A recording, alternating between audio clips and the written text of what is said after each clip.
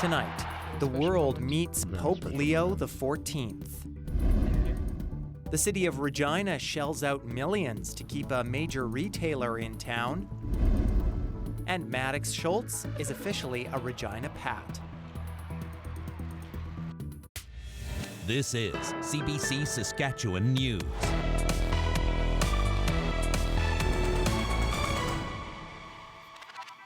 It is Thursday, May 8th, and the CBC Saskatchewan News starts right now.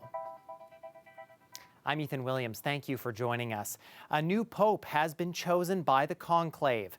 American-born Cardinal Robert Francis Prevost appeared in front of a cheering crowd in Vatican City.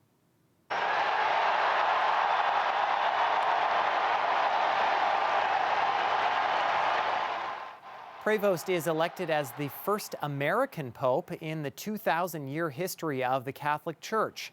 Born in Chicago, he has spent much of his career as a missionary in South America and most recently led a powerful Vatican office for the appointment of bishops.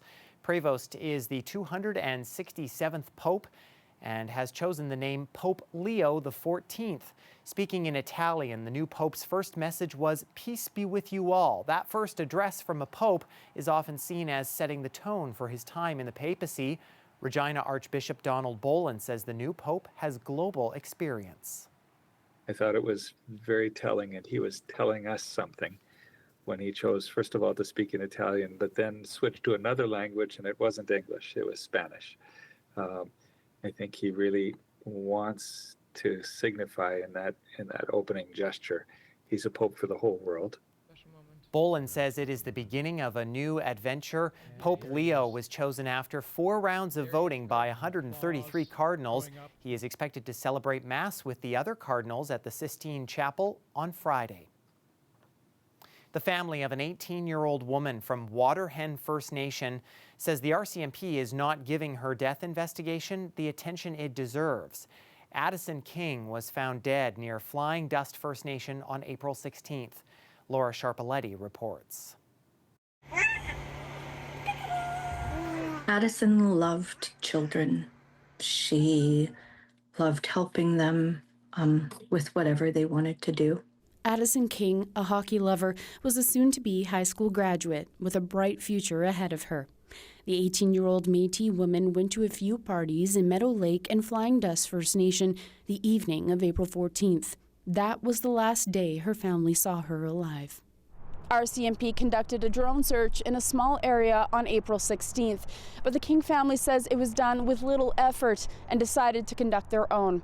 They found Adyson's body near a river across from the Flying Dust First Nation. Her family has many unanswered questions about her death. They suspect foul play. Why would she be on that side of the river? There were no houses there.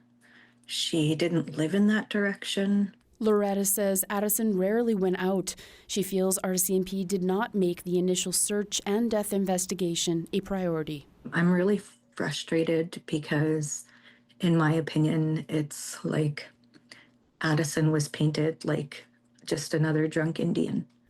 The chief of Meadow Lake Tribal Council wants investigators to consider what they would do if Adyson was one of their daughters. These incidents can happen to anybody, and treat everybody the same. Treat regardless of who you are.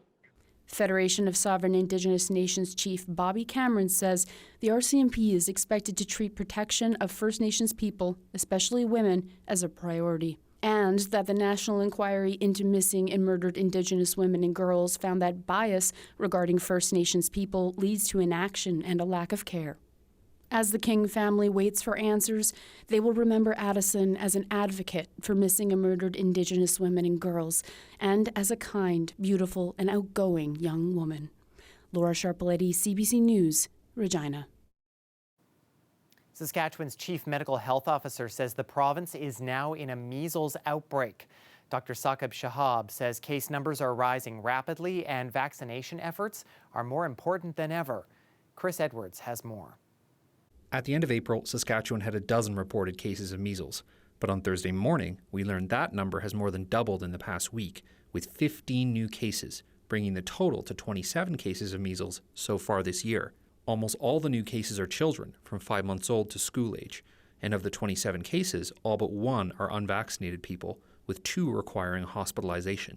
The reason we are seeing at present a low number of cases is that the vast majority of Saskatchewan residents, more than 90%, have done the right thing and have themselves been vaccinated in the past and have had the children vaccinated prior to starting school.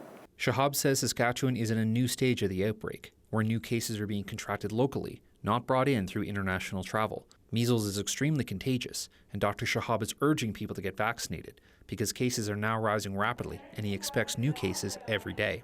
With measles, if you have 100 people who are not vaccinated, which is very common in specific groups where no one is vaccinated, you'll get one case will lead to 20 infections. Those 20 will infect another 20, so that's 400, and then 1,600. So that's why the case numbers are so high. Measles has no treatment, but vaccinations are almost 100% effective. Any resident more than 12 months old is encouraged to get vaccinated, which is completely free. Chris Edwards, CBC News, Regina. Regina City Council has agreed to give Costco almost $7 million as an incentive to keep its second Regina location within city limits.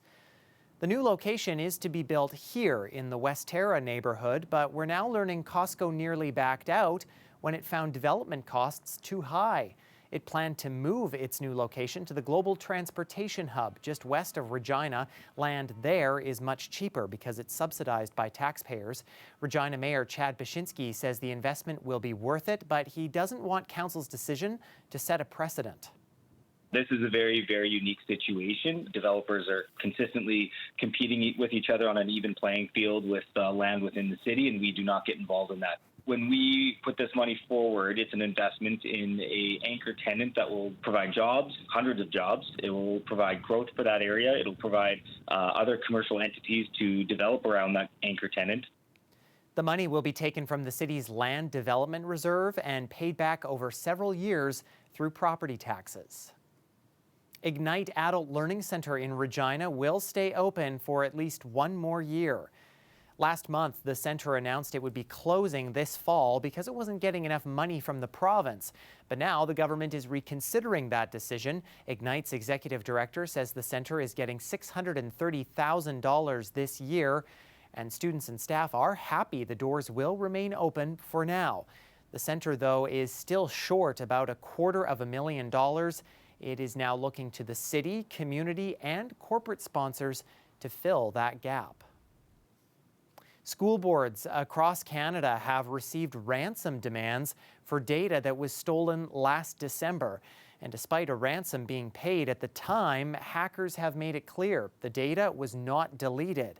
The breach includes Saskatchewan's Prairie Spirit School Division, and as Alexander Silberman reports, that has a lot of parents worried. I think this whole situation is very disheartening. Laura Davies is worried about the privacy of her children's records. The software used by her Saskatoon area school board was hacked late last year, and months later, personal data is still at risk of getting released. At this point, as parents, what can we do? It feels like a really powerless situation for us. PowerSchool, an application used across North America, is now telling school boards it paid a ransom after December's hack in an attempt to get the compromised data deleted. The stolen information includes addresses, medical details, and grades, and in some cases, social insurance numbers of school staff. Now, some school boards say hackers are threatening to release the stolen data unless a ransom is paid. The victim of the ransomware attack is negotiating with criminals. This cybersecurity expert warns paying ransom incentivizes further attacks and says the breach is an important reminder of the need to better protect information. Cyber threat actors see that they have important and valuable data. In a letter to parents, the Toronto District School Board said its stolen data was never destroyed. The board is one of several across North America hackers are now trying to extort. what's likely playing out now is that all of these school boards and schools are being targeted.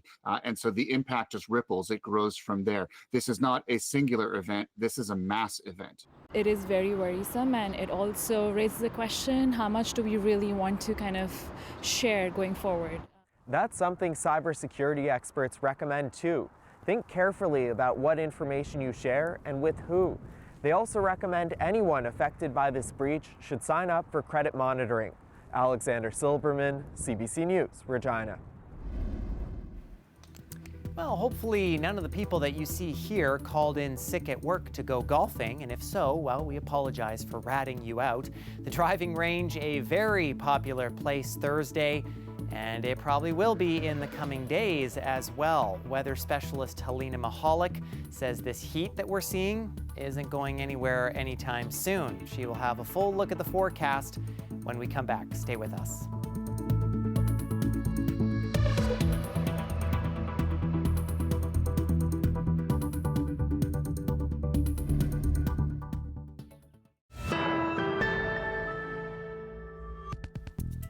Welcome back. Maddox Schultz is now a Regina Pat. The 15-year-old hockey phenom from Regina was the top pick in Wednesday's Western Hockey League draft. Dan Plaster brings us reaction from Schultz's new coaches and his family. With the first overall pick of the Western Hockey League 2025 Prospects Draft, the Regina Pats select Maddox Schultz from the Regina Pat Canadians of the Saskatchewan Under-18 AAA League. This has been the moment Maddox Schultz and his family have been waiting for. Schultz helped the Pat Canadians win the league, regional, and national titles, all while being the leading scorer and MVP at every step. Now, the homegrown kid is a Regina Pat. Yeah, it feels pretty special. Growing up watching this team play and, put it on the jersey today, it's a pretty cool moment for me and my family. Having the first overall pick in the Western Hockey League draft and a chance to take a generational player isn't anything new for the Regina Pats. In 2020, they took Connor Bedard. He ended up being one of the top players in franchise history and a first overall pick in the 2023 NHL draft. Regina Pats general manager Alan Miller knows how important it is to have a generational player like Maddox Schultz, not just on the franchise, but on the city. First and foremost for us, it started with the best player available. Maddox was the best player available for us at one, and all that comes along with it, with him being a local player, is a great bonus for the hockey club and for Maddox and his family. Schultz will be able to play 34 games with the Regina Pats next season while also playing his second season with the Pat Canadians. His family couldn't be happier to be able to watch him take his next hockey step so close to home. All you want for your kids is for them to be happy, and this is just such a special moment. It's all he ever wants to do. After such a crazy few months for Schultz, the work is just beginning. This is a big summer in the weight room and on the ice to get ready for the next step. Training, obviously, and being on the ice, the work doesn't stop. It's starting up real soon, so just getting ready for the season. The Pats continued to make waves, trading their second-round pick as well as their firsts in 2026 and 2027 to the Kelowna Rockets in exchange for the third overall pick in this draft. They selected Langley BC's Liam Pugh. He's an underager with the Langley Hockey Academy and was second in the Junior Prospects Hockey League U18 division. He will also be able to play 34 games as a 15-year-old with the Regina Pats next season without claiming exceptional status. Pats fans won't have long to see Schultz and Pugh in the lineup as training camp starts in August with the first games happening in September. Dan Plaster, CBC News, Regina. Rider rookies are starting to find their footing as the CFL club hit the field for the second day of rookie camp. Some of the older players who have been to previous pro camps are helping out the first-timers. That's despite everyone fighting for a job. Head coach Corey Mace says that's to be expected.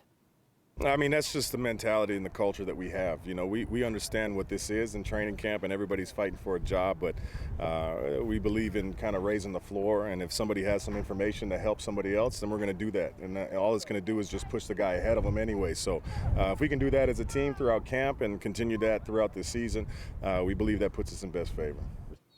Friday is the last day of rookie camp. The main training camp gets underway in Saskatoon on Sunday.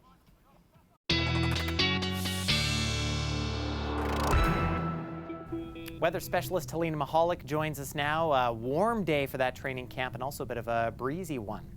Yeah, I hope that football didn't get blown away by the wind, because winds were really gusting today in both south and central Saskatchewan, most of which was in central Saskatchewan. Let's take a look at just how gusting those winds were. In areas around Saskatoon currently Thursday evening at about 60 kilometers an hour, but earlier in the day in places around Kindersley and Rosetown up to 90 kilometers an hour. So definitely a windy day and a very warm day as well, with with heat getting up to 30 degrees in the high teens for most of south and central Saskatchewan. It was pretty warm in the north too. In the Churchill region, places getting to around the 25-degree mark. Still a little cooler in the far north, just below the 20-degree mark, but still pretty warm for that area. But, you know, we are seeing winds way higher than 30 kilometers an hour, temperatures at around 30 degrees, and we are seeing humidity at 30% or even lower than that, which is a trifecta to get you forest fires. So we do actually have a air quality alert in effect in places around Meadow Lake due to a forest fire north of there. As we get into Thursday evening, we are seeing a chance of some thunderstorms in the southeast corner of the province near Yorkton, and as well some showers overnight possibly in the north there. As we get into the rest of the evening and into Friday early morning, we're seeing some rain in the far north there and just some cloud coverage overall throughout the province. It's still supposed to be a sunny day, but we will see some clouds throughout most of the province. Saturday early morning, some more rain is possible for the northern grain belt. So this is around Prince Albert and La Ronge. As we get into Saturday evening, more cloud coverage and again some rain in the north. They will see a few days of rain there, and some rain is possible for the southwest corner near Swift Current as well. Sunday, we are seeing some more cloud coverage and some more rain in the far north near Stony Rapids, and again the southwest corner could expect some more rain as well. Thursday evening, we did see our winds up to 60 kilometers an hour winds still in south and central Saskatchewan. As we get into Friday afternoon, those winds are finally dying down. A bit of relief after a few days of wind, still up to 30 kilometers an hour though. Saturday evening, still some winds in the southwest corner, up to 30 kilometers an hour in Swift Current. We will see temperatures drop a little bit as to what they were Thursday, but Friday still in the high 20s for many places. And as we get into the weekend, we will see some cloud coverage coming in, but we're still in for some very warm conditions, Ethan. So overall, we're going to be seeing, a really warm weekend and winds finally dying down. Looking forward to it. Thanks so much, Helena. Thanks, Ethan. The Saskatchewan Research Council is welcoming the first group of students in its newly launched Indigenous Summer Student Program. It's part of an initiative to increase recruitment and retention of Indigenous employees at SRC. The program is a partnership between SRC, the Saskatoon Tribal Council, and 3 Indigenous post-secondary schools. 4 students will be part of this year's program. This program provides Indigenous post-secondary student studies, for students, some of whom are in this very room, with opportunities for hands-on learning in research and technology environment, but also in other areas as well. So we want to be able to offer a full breadth of opportunities for employment to our students. This is a unique opportunity to learn and grow at SRC. These students are being provided with one-on-one mentorship and coaching to further develop their skills and talents. The program is in its first week and runs through August. It's been given the name Kiskiata, which means to learn or to know in Cree.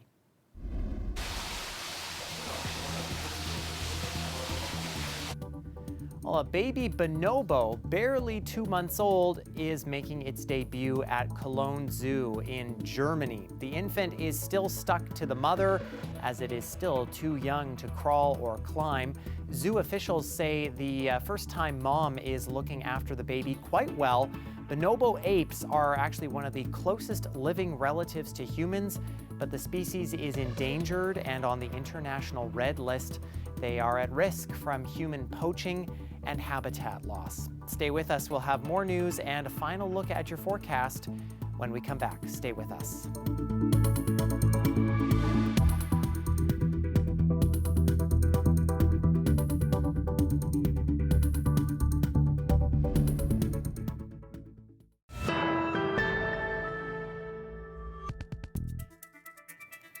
Three Saskatchewan athletes have some hardware to add to their names. They recently returned from the inaugural CONCACAF Women's Futsal Championship, helping Team Canada win the tournament. We caught up with one of the players and their coach to hear about their victory. It's a bad pass. It's a giveaway, and there is the first Canadian goal. It's really exciting to see like women's sport as well as like Saskatchewan athletes finally getting recognition, because I feel like sometimes we're overlooked. It's the first year that we've had so much success to see that it pays to invest in women's sports and to help give like women different opportunities to keep progressing in their athletic careers too. Dye, top of the area, there's some misdirection there.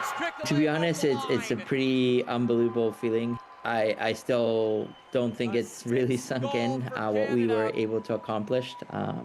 Going into a tournament, we really did not know how good of a team we were. Really new project, so for us, our main goal was to really work hard, represent the country with pride and learn. But to come back as champions and having qualified for the first World Cup in Philippines is pretty crazy, unbelievable, undescribable feeling that I think over the next few weeks and months as we get closer to World Cup will really make sense. But right now, I still can't believe what we were able to accomplish.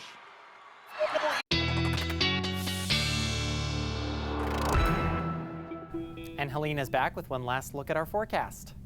Well, it still will be a really hot weekend. Temperatures dropping down just a little bit tomorrow. Let's take a look at how hot it's going to be in Regina. Friday, temperatures will be dropping a little bit to the low teens, but for the weekend, we're seeing those temperatures rising back up to the 30s or the high 20s. We are seeing some rainfall coming in during the work week, dropping temperatures down just a little bit. There's a good chance that rain does happen, about a 60% chance. And overnight lows are above seasonal for most of these nights. Same story in Saskatoon, but a little less sun. We're seeing a weekend again that's going to be warm and sunny, but as we get into the work week, we are seeing that rain come back, dropping temperatures to below the 20% mark, the 20-degree mark, and we are seeing about an 80 or 50% chance of this rain, and again, above seasonal temperatures for this time of year. So we will still be having some really warm nights despite this rain, but the rain is definitely needed in the province, Ethan. Yeah, it sure is. Okay, Helena, thanks so much. Thanks, Ethan. And that is it for us. For more news anytime, you can always head to our website or subscribe to the CBC Saskatchewan YouTube channel. And of course, you can always download the CBC News app on your smartphone or tablet. Thanks so much for watching.